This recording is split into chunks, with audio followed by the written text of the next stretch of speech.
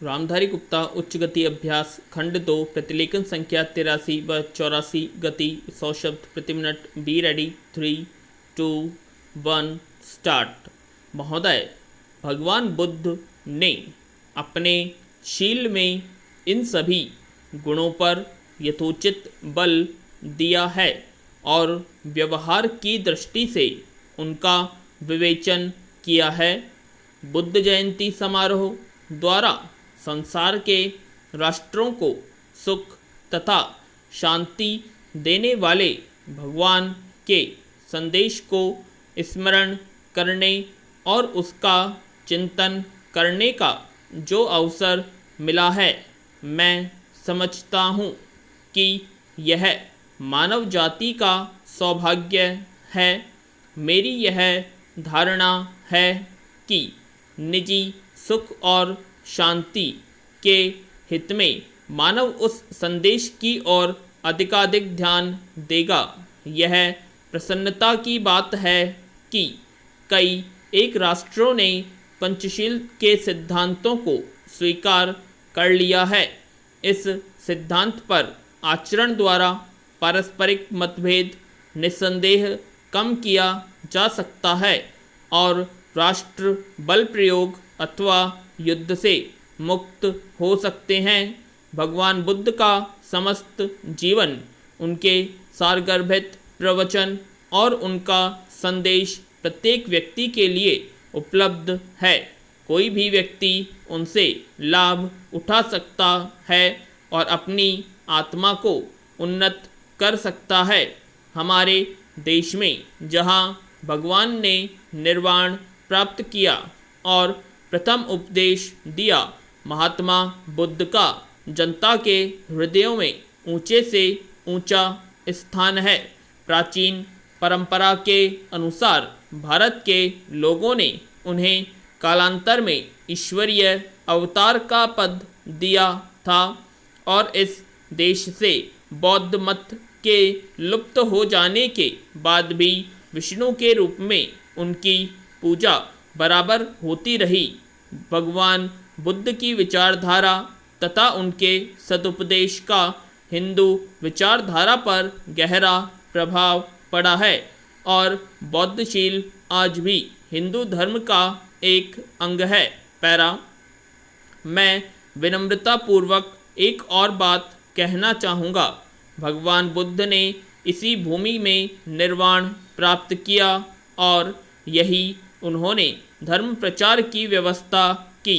सदियों तक इस देश की अधिकांश जनता बौद्ध मत की अनुयायी रही और यहाँ के प्रतापी नरेशों और धर्मरत भिक्षुओं के अध्यवसाय से बौद्ध मत का अनेक देश देशांतरों में प्रसार हुआ, किंतु संयोग से अथवा कुछ ऐतिहासिक कारणों से बौद्ध मत प्राय भारत से लुप्त हो गया। यह सब होते हुए मैं कह सकता हूँ कि 2000 वर्ष की इस समस्त अवधि में भगवान बुद्ध के प्रति यहाँ के लोगों की आस्था तथा श्रद्धा बराबर रही। विश्व के इतिहास में शायद और कोई ऐसा उदाहरण नहीं मिलेगा। मुझे कोई भी दूसरा देश ऐसा दिखाई नहीं देता जहाँ कोई अवतार हुआ हो और समस्त जनता कुछ समय तक उसकी अनुयायी रहकर किसी अन्य मत को अपनी चुकी और परंतु फिर भी उस देश में उस अवतार का वही आदर है और उसके प्रति वही आस्था की भावना बनी रही है हो जैसे भारत में भगवान बुद्ध के प्रति हजारों वर्षों से रही है। हो सकता है कि यह सहिष्णुता और यह उदारता इस देश को स्वयं भगवान बुद्ध की ही देन हो। इस समय मानव एक संध्याकालीन समय से होकर गुजर रहा है। भौतिक विज्ञान एक पराकाष्ठा तक पहुंच चुका है। ऐसा मालूम पड़ता है कि मानव ने भौतिक संपन्नता को ही सुख का एकमात्र साधन मान लिया है। पैरा महोदय, भारत विशेषकर गांवों में ही बसता है और यद्यपि इन दिनों शहरी जनसंख्या बड़ी तेजी के साथ बढ़ रही है, पर यह आज भी सच है कि भारत ज़्यादातर गांवों में ही बसता है।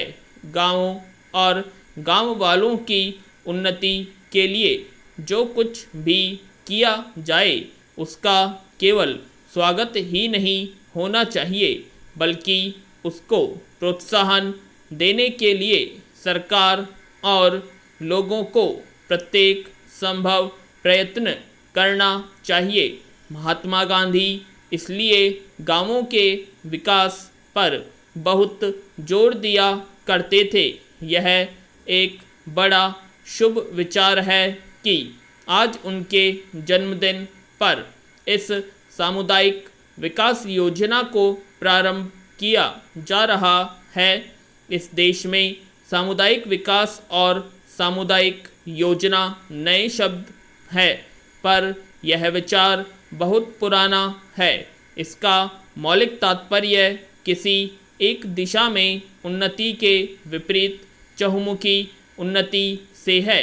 अधिक अन्न उपजाऊ संबंधी कार्यक्रम से तथा विभिन्न राज्य सरकारों और गैर सरकारी संस्थाओं द्वारा देहात सुधार के क्षेत्र में किए गए कार्य के हमारे अनुभव से यह सिद्ध हो चुका है कि देहाती जीवन के सभी पहलू एक दूसरे से संबद्ध है और यदि एक एक पहलू को अलग अलग लिया जाए तो स्थायी परिणाम प्राप्त नहीं हो सकता। इसका यह अभिप्राय नहीं कि विशिष्ट समस्याओं को महत्व न दिया जाए, परंतु उनसे संबंधित आयोजन किस विस्तृत योजना के ही अंग होने चाहिए और वे समस्याएं उस योजना के अंतर्गत आ जाएं।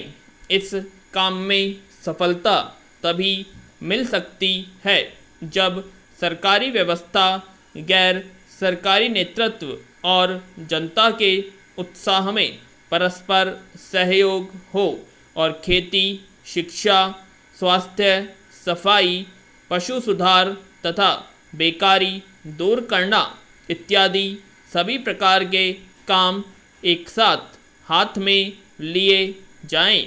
महात्मा गांधी की प्रेरणा से उनके अनुयायियों ने देश के अनेक भागों में इस प्रकार के काम बहुत निस्वार्थ भाव से किए हैं और दूसरी संस्थाओं तथा व्यक्तियों ने भी इस दिशा में बहुत कुछ किया है, लेकिन पर्याप्त धन और यथेष्ट मात्रा में विशिष्ट काम करने वाले न मिलने के कारण उनका विस्तार न तो उतनी दूर तक हुआ और न उतनी तेजी के साथ हुआ जितना हम चाहते थे।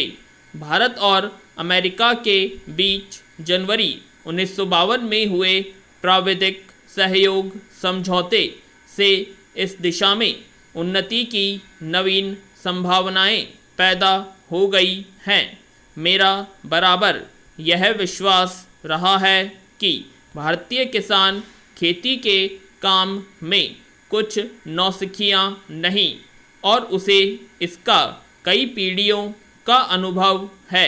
बिहार के किसानों ने पिछले 20 वर्षों में जिस तेजी के साथ नए प्रकार के गन्ने की खेती अपना ली है, उससे यह बात प्रमाणित हो जाती है कि भारतीय किसान लकीर का फ़कीर नहीं, जो नए सुधारे हुए तरीकों को अपनाना नहीं चाहता। इसलिए आवश्यकता इस बात की है कि उसे इस बात का संतोष और विश्वास दिला दिया जाए कि किसी नई पद्धति से या नई किस्म की चीज उपजाने से उत्पादन अधिक होगा। देश के सामने खाद्यान्नों का प्रश्न अत्यंत महत्व का है। पूर्ण विराम।